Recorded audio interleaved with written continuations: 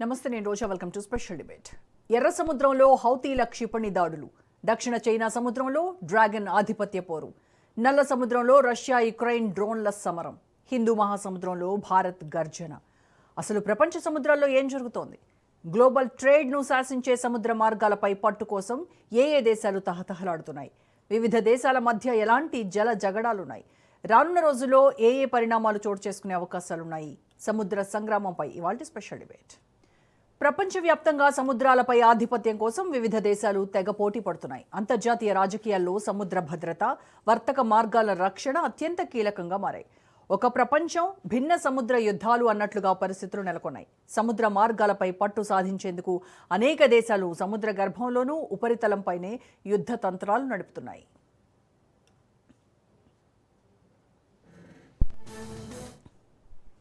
ప్రపంచవ్యాప్తంగా సముద్రాలు అగ్నిగుండాలుగా మారుతున్నాయి. అంతర్జాతీయ వర్తకానికి గుండెకాయ లాంటి ఎర్ర సముద్రం రణరంగమైంది.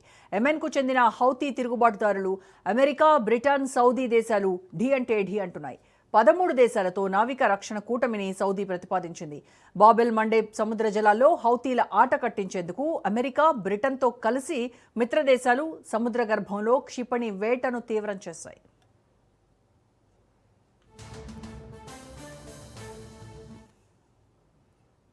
ఇక దక్షిణ చైనా సముద్రం వివాదం దడ పుట్టిస్తోంది. China versus Philippines, Vietnam, Taiwan, Malaysia అన్నట్టుగా సీన్ నడుస్తోంది. దక్షిణ చైనా సముద్రంలోని మెజారిటీ భాగం తనదేనంటోంది బీజింగ్. అక్కడ కృత్రిమ దీవులను నిర్మించి సైనికీకరణ చేస్తోంది. అమెరికా ఎయిర్ క్రాఫ్ట్ క్యారియర్లు సముద్రంలో మోహరించాయి. దేనికైనా సిద్ధమంటోంది ట్రంప్ సర్కార్. డ్రాగన్ ఆటలు సాగనివ్వబోమంటూ అమెరికా ప్రెసిడెంట్ ట్రంప్ స్పష్టం చేశారు.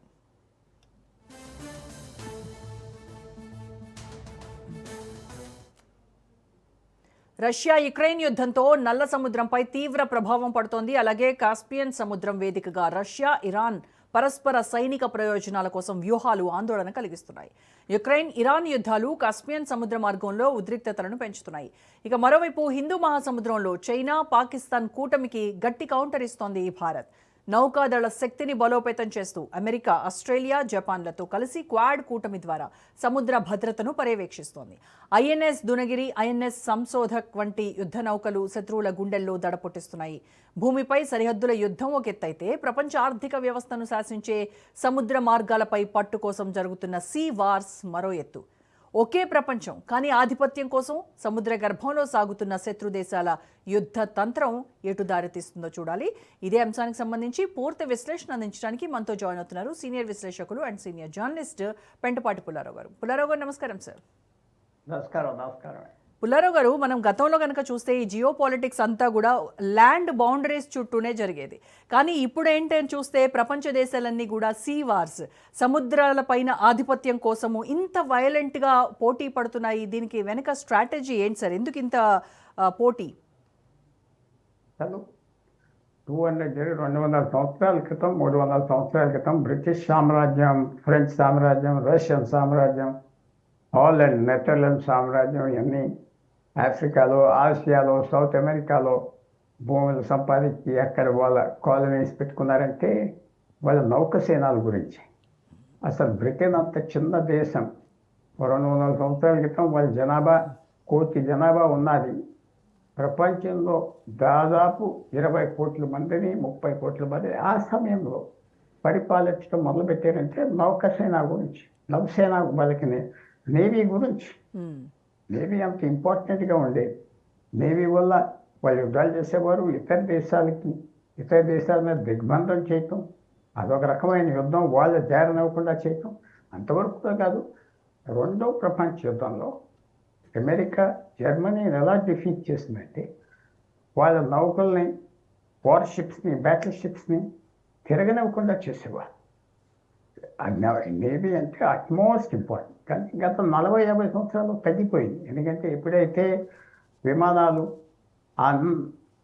అన్మ్యాన్డ్ వెహికల్స్ అంటే ప్లేన్స్, పైలట్స్ లేని ప్లేన్స్ అలాంటివన్నీ వచ్చాక తగ్గిపోయింది. కానీ మళ్ళీ ఇప్పుడు ఇంపార్టెన్స్ గత కొన్ని సంవత్సరాలు ఎందుకు వస్తుందంటే చైనా అన్నట్టుగా దక్షిణ సముద్రాన్ని అక్కడ వాళ్ళు మాకు అథారిటీ ఉన్నారు చెప్పటం, ఇరాన్ యుద్ధం స్టార్ట్ అయ్యాక హోర్ముజ్ జలసంధి ఎంత ముఖ్యతో అందరికీ అర్థమైంది. సో మళ్ళీ ఇంపార్టెన్స్ వచ్చింది. కానీ ఎప్పుడు నేవీస్ వల్లే డామినేట్ చేస్తారు, నేవీస్. అందువల్లనే ఇప్పుడు ఉపయోగం ఉండినా లేకపోయినా అమెరికా చాలా కాస్ట్లీ ఎయిర్ క్రాఫ్ట్ క్యారియర్లను మెయింటైన్ చేస్తారు. ఉపయోగం తగ్గిపోయింది. ఒక్క మిసైల్ పడితే $5-6 బిలియన్ నౌక మునిగిపోతుంది. కానీ తిప్పుతారు జెండా చూపెడతాను, ప్రజలకు ప్రొజెక్ట్ చేయటానికి మాకు ఎంత అధికారం ఉన్నది, పవర్ ఉన్నది. చైనా కూడా అలా ఎయిర్ క్రాఫ్ట్ క్యారియర్స్ కడతాం, న్యూక్లియర్ సబ్మెరీన్స్ కడతాం. నేవీ బలం చాలా ఇంపార్టెంట్. ఇవాళ అర్థమవుతుంది భారతదేశానికి కూడా. అందువల్లనే మనం కూడా ఇప్పుడు నికోబార్ దీని దగ్గర మనం కూడా నేవల్ బేస్ ఎందుకు పెడుతున్నామంటే సింగపూర్ నుంచి దాదాపు 400-500 మైళ్ళ దూరం అంతే. అక్కడ యుద్ధం వచ్చే పరిస్థితిలో చైనీస్ షిప్స్ అక్కడ రానివ్వకుండా చేయటానికి అది బేస్గా ఉంటారు. ఈ ఎంతవరకు ఉపయోగపడుతుంది లేదో మనకు తెలియదు, కానీ చూపెడతానికైనా ఉపయోగపడుతుంది. కరెక్ట్. అందువల్ల మనం కూడా డెవలప్ చేస్తున్నాం. ఇవాళ నికోబార్ ఐలాండ్స్ అక్కడ పెద్ద హార్బర్ కట్టి ఇది చేసి అది అందరూ చేస్తున్నారు, చేయగల వాళ్ళు అందరూ చేస్తున్నారు. నేవీ ఎప్పుడూ ఇంత ఇంపార్టెన్స్ ఉన్నది. నేవీ వల్లే దేశాలు యుద్ధాలు గెలిచారు. రెండవ ప్రపంచ యుద్ధం పూర్తిగా నేవీ వల్లే గెలిచారు. అవును. బ్రిటన్, అమెరికా కలిసి జపనీస్ నేవీని డిఫీట్ చేశారు. ఇవి చాలా ఇంపార్టెంట్. తిరగటానికి, సామాన్ తేవటానికి, వస్తువులు తేవటానికి, ఆయిల్ తేవటానికి, సప్లైస్ తీసుకెళ్ళటానికి దూరం. సో నేవీ డెవలప్ చేసుకుంటాం తప్పదు. మీరు అన్నట్టుగా ఈ కంటెస్ట్ ప్రతి సముద్రంలో, కాస్పియన్ సముద్రం ఉన్నాయి, ఎక్కడైతే ఇరాన్ ఒక పక్కన ఉన్నది, రష్యా ఒక 3-4 దేశాలకి అది సరిహద్దు. అలాగే బ్లాక్ సీ అనగానే టర్కీ, రష్యా, యుక్రెయిన్ వాళ్ళందరికీ సంబంధం ఉన్నది. చాలా ఇంపార్టెన్స్ అయిపోయింది. మనకు ఆశ్చర్యమైన విషయం ఏంటంటే ఇవాళ ఆఫ్ఘనిస్తాన్ అనే దేశానికి ఇప్పుడు వరకు సముద్రం దారి ఏది వాడేవాళ్ళు పాకిస్తాన్ ద్వారా. ఆ దారి లేకపోతే ఇంకా దారే లేదు. సో కొత్తగా దారి ఇరాన్ ద్వారా తీసుకున్నారు. ఇప్పుడు యుద్ధంలో కనపడేది ఏంటంటే ఇరాన్ యుద్ధం వచ్చాక ఇంకా దగ్గర సముద్రం ఉన్నది ఆఫ్ఘనిస్తాన్, కాస్పియన్ సముద్రం దగ్గర 500-600 మైళ్ళు, 700 మైళ్ళు ఆ సముద్రం కూడా అందుబాటులోకి వస్తాయి. సముద్రం అందుబాటులోకి వస్తే ఈ సామాను, సరుకులు, హెవీ బరువైన వస్తువులన్నీ మూవ్ చేయొచ్చు. మషినరీ అవునాయి, తిండి పదార్థాలు అవునాయి, ఆయిల్ అవునాయి. విమానాలు ప్యాసింజర్స్ మూవ్మెంట్కి ఉపయోగం. అందువల్ల నేవీ అనేది ఆ ఇంపార్టెన్స్ అందరికీ అర్థమవుతుంది. సముద్రం ఇంపార్టెన్స్ కూడా. అంటే గ్లోబల్ సప్లై చైన్లో ఈ మేజర్ చోక్ పాయింట్స్ పాత్ర ఎంతటి సంక్షోభానికి దారితీస్తుంది అంటారు సార్? ఒక చట్టం ఉన్నది, ఒక అలవాటు సాంప్రదాయం ఉన్నది. ఎవరు జల్సంద్ మాది అంటానికి మీకు పేరు అది ఉండేది. అల్వా ఇప్పుడు ఇరాన్ కొత్తగా తీసుకొచ్చి పెట్టింది. 1982లో United Nations conference law of the sea అది సముద్రం చట్టాన్ని తయారు చేశారు. దాంట్లో ఏంటంటే ఎవరికి ఎంత సముద్రం ఉన్నది, టెరిటోరియల్ వాటర్ 3 మైళ్ళు ఎంతో, ఇకనామిక్ జోన్ 200 మైళ్ళ వరకు మీకు ఇకనామిక్ జోన్, ఎక్కడ జల్సంధి ఉంటే 2 దేశాల మధ్యన సగం అని క్లియర్గా చేశారు. అంటే ఆ యునైటెడ్ నేషన్స్ తీసుకొచ్చిన చట్టానికి అమెరికా సంతకం పెట్టలేదు. అది ఇరాన్ కూడా ఆ స్టేజ్లోనే పెట్టలేదు. సో ఇవన్నీ ఇష్యూస్ వస్తున్నాయి. చాలా కాంప్లికేటెడ్ అయిపోతుంది. ఎప్పుడైతే జల్సంధిని మూసేస్తామంటే, ఫర్ ఎగ్జాంపుల్ ఇక్కడ ఈ హార్మోస్ జల్సంధిలో ప్రపంచంలో 20% ఆయిల్ అంతా అక్కడి నుంచి వెళ్తుంది. కానీ సింగపూర్, ఇండోనేషియా, మలేషియా మధ్యన వెళ్ళేది మలాకా జల్సంధి. దాంట్లో ప్రపంచం ట్రేడ్ 30% వెళ్తాయి. 30% ప్రపంచ వాళ్ళని అక్కడి నుంచే వెళ్తాయి. అంత ఇంపార్టెంట్. సింగపూరు, మలేషియా, ఇండోనేషియా మొదలయ్యే సముద్రం. ఆ సముద్రం, ఆ పాయింట్ భారతదేశం నికోబార్ దీవికి 400-500 మైళ్ళ దూరంలో ఉన్నాయి. అది కనుక మూసేస్తే మిగతా రూట్స్ ఉన్నాయి, కానీ ఇంకో 1000 మైళ్ళు 2000 మైళ్ళు దూరం నుంచి వెళ్ళాలి. సో ఇవన్నీ అందరికీ అలర్ట్నెస్ వచ్చింది, వాచ్ చేసుకుంటున్నారు. మంచిదా చెడ్డదా కూడా చెడ్డది. చైనా ఇవాళ దక్షిణ సముద్రం మాది, ఎవరిని రానమే కదా, అది కూడా వెళ్తున్నారు. వారు వస్తుందా సముద్రాల గురించి అంటే తప్పకుండా వస్తాయి. చరిత్రలో నౌకలే దేశాలని నిలబెట్టి మ్మ్. షిప్స్. బ్రిటిష్ నేవీ వాళ్ళని 200 సంవత్సరాలు కాపాడి, అమెరికన్ నేవీ దాదాపు ఇప్పుడు 100 సంవత్సరాలు కాపాడుతుంది అమెరికన్ నేవీ. సో నేవీస్ ఎంత ఇంపార్టెంట్ అది అందరికీ అర్థమవుతుంది. కరెక్ట్. చాలా ఇంపార్టెంట్ దేశానికి. ఇంకా తగులు వస్తాయి, ఇంకా డెవలప్మెంట్ జరుగుతుంది. సో భారతదేశం కూడా దీనికి తయారవి ఉంటుంది. ఎందుకంటే మనకు విపరీతమైన సముద్రం తీరు ఉన్నాయి, 10,000 12,000 కిలోమీటర్లు. మ్మ్. అండమాన్స్ నికోబార్ కలిపితే మనకి భారతదేశానికి ఎంత సముద్రం ఉన్నదో ఎకనామీలో దాదాపు 50-60% అండమాన్స్ లక్షద్వీప్ దీవుల గురించి మనకు వస్తాం. సో చాలా పెద్ద ఆస్తి ప్రొటెక్ట్ చేసుకోవాలంటే నేవీ కావాలి. ఇప్పటి వరకు లక్షద్వీప్ అనే దీనిలో పెద్ద సముద్రం మన చుట్టూరా ఉన్నది. మన ఇదేమో అంత పెద్ద నేవల్ బేసెస్ లే, అండమాన్ అక్కడ బేసెస్ లే. యా. సో మనం చాలా వెనకపడిపోయాం, చాలా ముందరికి వెళ్ళే అవసరం ఉన్నది. రెడ్ సీ దగ్గర చూస్తే సార్, యెమెన్కు చెందినటువంటి ఈ హౌతీ రెబల్స్ చేస్తున్నటువంటి ట్యాక్స్ ఏవైతే ఉన్నాయో అవి కేవలం ఒక లోకల్ ఇష్యూనే కాదు కదా.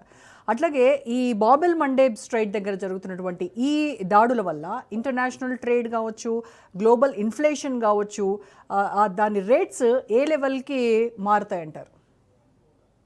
ఇది వచ్చిన ప్రాబ్లం ఏంటంటే హౌతీస్ అవనే, ఇరాన్ అవనే, వాళ్ళని ఆఫ్ చేయటానికి పెద్ద విమానాలు అక్కర్లేదే. ఒక సముద్రంలో ఒక మైన్ అంటే సముద్రంలో దాసే బాంబ్, యా. అది మ్యాగ్నెట్స్తో వాళ్ళ దగ్గరికి వెళ్ళిపోయి పేల్చేస్తారు. ఎంతో ఖర్చు కాదు. ఒక్క వారి మీద పేలితే మిగతా వాళ్ళని వెళ్ళటం మానేస్తాయి, ఇన్సూరెన్స్ ఇప్పుడు. అలాగే ఈవేళ అందరూ అంటున్నారు, ఎప్పుడైనా ఇరాన్ దుబాయ్ని, ఖతార్ని, సౌదీ అరేబియాని, కువైట్ అందరినీ అలర్ట్ చేయొచ్చు. ఒక డ్రోన్ వెళ్ళి ఒక్క హోటల్ మీద పడిపోతే జనం అందరూ పారిపోతారు. ఇక్కడ టూరిస్ట్ చాలా సెన్సిటివ్ అయిపోయి. మీరు అన్నది ఈవేళ హౌతీస్ ఏం పెద్ద ఫోర్స్ కాదు. వాళ్ళు ఎక్కడో ఒక వాళ్ళని సెలెక్ట్ చేసి వాళ్ళు పే చేస్తారు, ఏదో మైనో బాంబో, ఇంకా అన్నీ గడిచిపోతాయి. మీరు అన్న ప్రశ్న ఎంతవరకు వెళ్తారంటే కొన్ని రోజులకి ఇబ్బంది ఉంటుంది, తర్వాత మార్కెట్ అడ్జస్ట్ అయిపోతుంది. ఈ మార్కెట్ అంటే అర్థం ఏంటంటే, నాకు కావాల్సిన వస్తువు మీరు అమ్ముతున్నారు, మీరు అమ్మే వస్తువు నాకు కావాలంటే ఆటోమేటిక్గా బెస్ట్ వే ఆఫ్ ట్రాన్సాక్షన్ మనం తెలుసుకుంటాం. రెడ్ సీ మూసేస్తే షూస్ కెనాల్ దెబ్బతినేస్తాం. షూస్ కెనాల్ దెబ్బతింటే వచ్చే ఆదాయం ఈజిప్ట్ అయిపోతాయి. ఈజిప్ట్ పవర్ఫుల్ దేశం, న్యూట్రల్గా ఉన్నది ప్రస్తుతం యుద్ధంలో. ఇరాన్తో పోరాటలే, ఈ పక్క లేదు ఆ పక్క లేదు, వాళ్ళ ఆదాయం పోతుంది.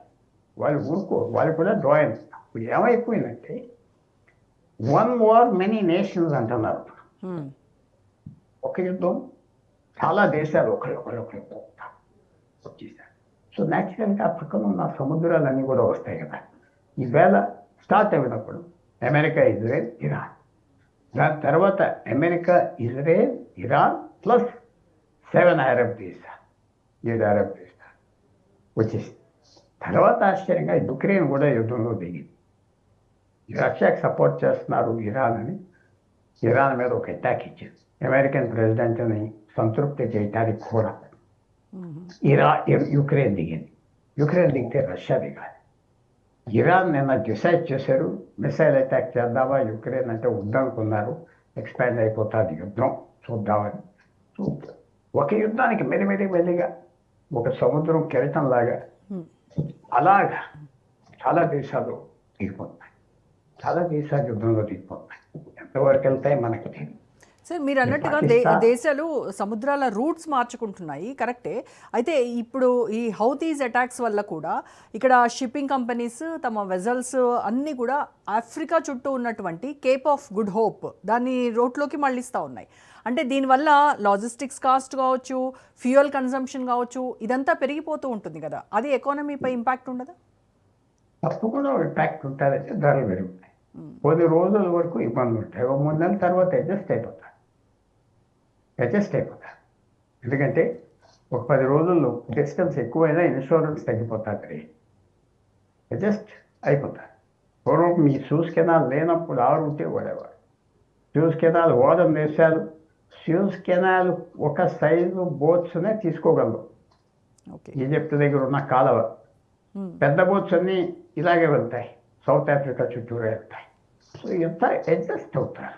మీరు పెట్టే అడ్డాలకి ఏ దేశం వచ్చినా ఇలా హూతీస్ అనుకోండి, ఇరాన్ అనుకోండి, చాలామంది అంటున్నారు ఆల్రెడీ గత 30-40 రోజుల నుంచి హార్మోస్ జల్సన్ ఇంపార్టెన్స్ తగ్గిపోయింది.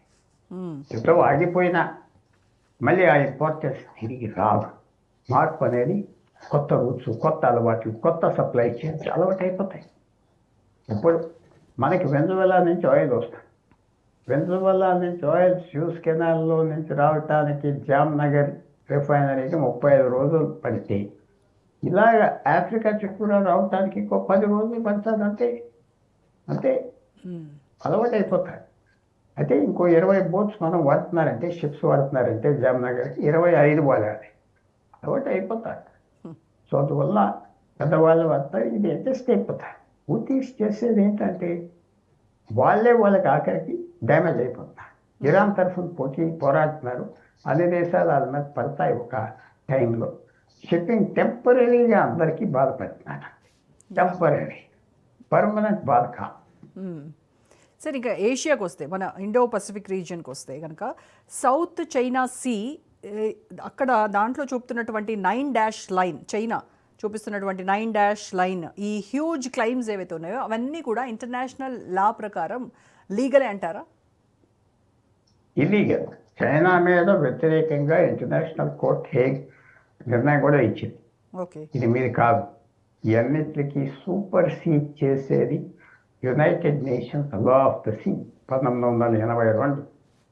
ఎక్కడో ఒక పాత మ్యాప్ చూపెట్టి ఇది మాది, 9 మాది అని చూపెడుతుంది చైనా. అది సంబంధం లేదు, కొత్త చట్టం ఉన్నదని జపాన్ ఒప్పుకోవట్లేదు, ఇండోనేషియా ఒప్పుకోవట్లేదు, ఫిలిప్పీన్స్ ఒప్పుకోవట్లేదు, వియత్నాం ఒప్పుకోవట్లేదు, కెంబోడియా, థాయిలాండ్, మలేషియా, సౌత్ బోనియో, సరవాక్, ఎక్కడైతే ఈ సముద్రం తీరులో ఉన్నాయో సౌత్ చైనా, అదెవరు ఒప్పుకోవట్లేదు. చైనాకి 9-10 దేశాలతో తగు, పెద్ద తగు అక్కడ. మీరు ఇంటర్నేషనల్ లా, చైనా ఏమంటుందంటే ఈ సముద్రం మాది, మా పేరు ఉన్నది, మాది, దాంట్లో ఉన్న మినరల్స్, ఆయిల్ ఉన్నది అక్కడ, మాకు వస్తుందని ఆర్టిఫిషియల్ ఐలాండ్ తయారు చేశారు. 500 ఎకరమా 1000 ఎకరం ఆర్టిఫిషియల్ ఐలాండ్ సముద్రంలో చేసి భూమి చూపెట్టారు. అలాగే డబ్బున్నారు కాబట్టి. అందువల్ల ఆ తగు చైనా పెంచుకుంటూ వస్తాం సముద్రాలకు. ఇరాన్ ఉపయోగం కాకపోతే రేపు ఉపయోగం. అక్కడ మెరీన్ వెల్త్ ఉంటాయి, చేపలు ఉంటాయి, మీ కింద భూమి కింద ఆయిల్ ఉంటుంది, మినరల్స్ ఉంటాయి. రేపు డెవలప్మెంట్స్ ఎలాగ వస్తాయి మనం చెప్పలేం. అది చైనా ఫ్యూచర్కి ఆలోచించి ఈవేళ క్లెయిమ్ పెట్టి సముద్రాలకి అలాగా టైర్లెస్గా, విసుగు లేకుండా, అలసట లేకుండా వాళ్ళు గొడవలు చేస్తూ ఉంటారు. చైనీస్ హిస్టరీలో కూడా అదే చేస్తారు. తగు ఎప్పుడు ముగించరు, తగు ఉండాలి. తగు ఉండే కొద్ది ఇతర దేశాలు ఆ తగులే మర్చిపోతారు, మనం మర్చిపోం, మనకే వచ్చేస్తారు లాభం. వాళ్ళు చేసే పని అది. హిస్టరీ అంతా వాళ్ళు అలాగే చేస్తారు. చైనీస్ హిస్టరీ ఇవాళ కమ్యూనిస్టులు పరిపాలిస్తున్నారు అనుకోవచ్చు. 300 సంవత్సరాల క్రితం చైనీస్ సామ్రాట్ ఎలా పరిపాలిస్తున్నారో, కోర్టు, వ్యవహారం, బ్యూరోక్రసీ, సేమ్ థింగ్ ఇక్కడ ఉన్నాయి. Reason thing same thing. So వాళ్ళు సౌత్ చైనా సీ మాది. అలాగే కొరియా చైనా మధ్యన సముద్రం గొడవ. జపాన్, సీ ఆఫ్ జపాన్, చైనాకి జపాన్కి మధ్యన అది గొడవ. కొన్ని ఐలాండ్స్ అక్కడ మీ కాదు, ఎందుకంటే ఐలాండ్స్ చుట్టూరు ఉన్న సముద్రం మాది. చాలా గొడవ చైనా చేస్తుంది. చైనా నేబర్గా ఉంటాం, ఎవరికి మంచిది కాదు. సముద్రాల వాల్యూ చూపాలి చైనా అయినా. అందువల్ల చైనీస్ హిస్టరీ ప్రకారంగా వాళ్ళు ఈ తగులు ఆప్ చేయరు, నవ్వుతారు, ఫ్రెండ్లీగా ఉంటారు, తగు పెంచుకుంటూ ఉంటారు. మీకు అలసట వచ్చి మీరు వెళ్ళిపోతారు. ఇవాళ మీరు చూసేది ఏంటంటే ప్రపంచంలో అంతా రివైవల్ అయిపోయి సముద్ర వెల్త్ ఇంపార్టెన్స్, సముద్రం ఇంపార్టెంట్, సముద్రం వాల్యూ. ఎందుకంటే ట్రేడ్ పెరిగింది. ఒకనప్పుడు భారతదేశంలో ఉండే మనం వాడేవాళ్ళం గిషనరీ బయట నుంచి వచ్చి. ఇప్పుడు ప్రతి అసెంబ్లీ లైన్లో సగం వస్తువులు ఇతర దేశాల నుంచి వస్తున్నాయి కాబట్టి, సముద్రం మీద వస్తున్నాయి కాబట్టి సముద్ర వాల్యూ పెరిగిపోయింది, సేఫ్టీ పెరిగిపోయింది. ఎవరో ఒక పూర్వం రోజుల్లో ఒక పైలట్ వచ్చి ఒక బోట్ వచ్చి బోట్లు పట్టుకుపోయేవారు. అలాంటివి జరుగుతున్నాయి కాబట్టి ఇప్పుడు రాబోయే రోజుల్లో మేమీ చూస్తున్నాం, తగులు తగ్గవు. ఇంకా కొత్త కొత్త ఏరియాలో తగులు వస్తాయి సముద్రాల గురించి. అందరూ ప్రిపేర్ అవ్వాలి. చైనా ప్లే చేస్తున్న ఈ salami slicing and grey zone tactics వీటి గురించి ఒకసారి ఎక్స్ప్లెయిన్ చేస్తారా సార్? మెల్లిగా వాళ్ళు తగు పెట్టుకుని ఒక ఇంచ్ పై మీతో నాకు ఒక మైల్ తగు ఉంటే ఒక గజం తీసుకుంటారు. గజమే కదా అది మీరు పట్టించుకో, గజమే కదా పట్టించుకో. మళ్ళీ ఇంకో 2 సంవత్సరాల పైగా ఇంకో చిన్న స్లైస్, ఇంకో 2 గజాలు. వాళ్ళ ఐడియా ఏంటంటే 100 సంవత్సరాలు అయ్యేటప్పటికీ వాళ్ళు అనుకున్న తగు సెటిల్ అయిపోతారు. సో స్లోగా చేస్తాం, నొప్పి లేకుండా. ఏదో తీసుకున్నారు ఎక్కడ ఇవ్వడం, కానీ అలాగా వాళ్ళు పేషెంట్గా వాళ్ళ పాలసీ చేస్తాం. చాలా కష్టమైన పాలసీ, చాలా పవర్ఫుల్ పీపుల్. ఉన్న 140 కోట్లకి ఒకే భాష ఉన్నది, ఒకే భాష, ఒకే కల్చర్, ఒకే తిండి. ఎవరైనా ఇంకో తిండి భాష బట్టలంటే మీకు తెలుసు. ముస్లిం మైనారిటీని కలిపేసుకున్నారు. నువ్వు గడ్డం పెట్టుకోవడానికి ఏం లేదు, నువ్వు అది ఇది లాభం లేదు. అది చేశారు 4 కోట్ల మందిని. ఏ ముస్లిం దేశం వాళ్ళ మీద ఏం అల్లకపోయారు, అంటున్నారు. నోరు మోసుకున్నారు, చైనా నోరు మోసుకున్నారు. అందువల్ల చైనీస్ మనకి నేబర్ అవటం 1951లో అప్పటి నుంచి తగులన్నీ వచ్చాయి. చైనా కూడా ఏంటంటే ఇప్పుడు బర్మా, బంగ్లాదేశ్ అక్కడ కూడా కొన్ని హార్బర్స్ సంపాదించుకుంటే భారతదేశానికి ఒక నేవల్ ఫోర్స్ పెట్టచ్చు. కొత్త ప్లాన్ చేస్తారు తప్పదు. మన వాళ్ళు ఆగమంటే ఆగరు. మన జాగ్రత్తలో మనం పడాలి.